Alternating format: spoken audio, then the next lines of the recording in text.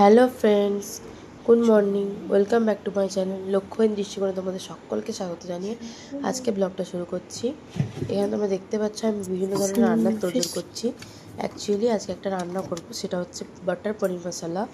তো রেস্টুরেন্ট স্টাইলে করার চেষ্টা করেছি।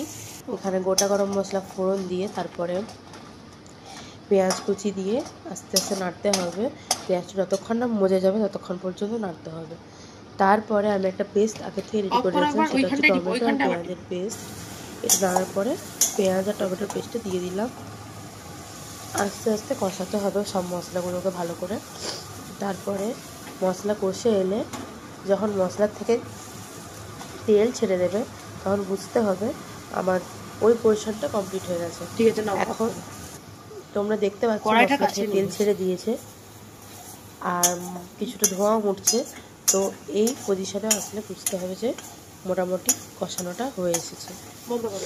এরপরে দিয়ে দিলাম পোস্ত, কাজু আর কাঁচা লঙ্কা, আদা রসুন বাটা। এটা দিয়েও ভালোভাবে রান্নাতে হবে, খুব ভালোভাবে। যত ভালোভাবে কষাবে তত রান্নাটা সুন্দর লাগে। মশলার থেকে আবারও তেল ছেড়ে দেবে।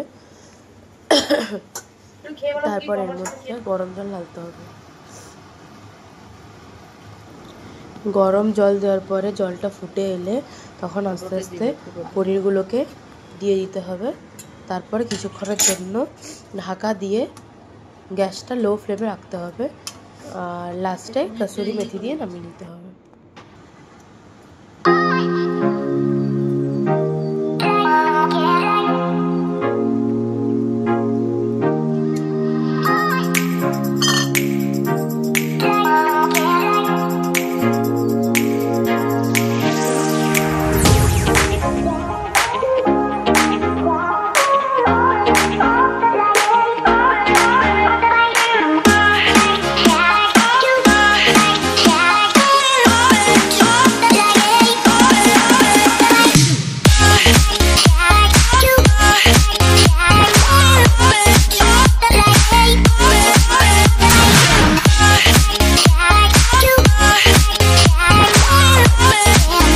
নামানোর আগে চাইলে তোমরা একটু বাটার আর ফ্রেশ ক্রিম অ্যাড করে দিতে পারো, তাতে আরও সুন্দর খেতে লাগবে।